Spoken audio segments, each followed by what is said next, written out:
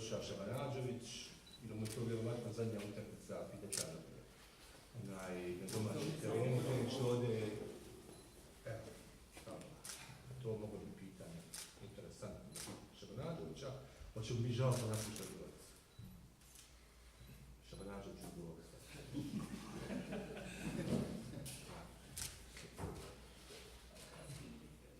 Pa ništa sigurno da mi je žao što će mi poslije nastaviti na Grbac, nadam se da ćemo odigrati dobro, u dobroj atmosferi, završiti ovu sezonu i žao mi je naravno što će ići, ali idem na nešto bolje i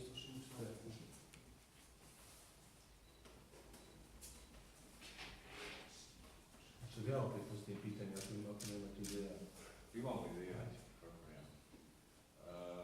U posljednjoj utakmici se povrijedio se Sinan Ramović, ako možete da kažete kakva je situacija oko njega i generalno koji igrač u kadru ima to problema s podredom. Sinan je povrijedio zadnju ložu, ima malo, kako se kaže, istegnuće. Znači, on je mogućno da igra ove zadnje dvije utakmice, osim njega Pavić je, neće. To je već nesposoban, jer on nije u mogućnosti da igra, jer da njega boli noga. I Stanić ima kontrolu, svi ostali su.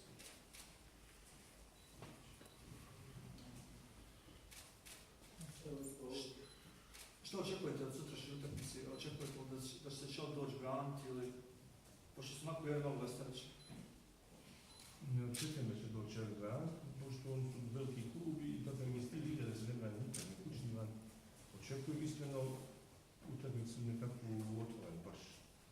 I on takav tim imaju da se ne znam štetama brani, da imaju dovoljno dobrih igrača u napadu, da im je šteta da se brane. Mislim, to je moj stav, jer sam da tako uvijek razmišljati s takvim igračima. Ali mi smo, a nema lakše druge strane da te ekipe koja malo napada. Jer smo mi baš nešto specijalno obični probijani bundira, tako da očekujem iskreno tu utakmicu. Uglavnom su utakmica pa prošla je bila takva u jeseni bilo. 3-2 je bilo, nije mogu utakmica na dvije strane otići, jako prijatno za gledalce, nadamo se da će i ova biti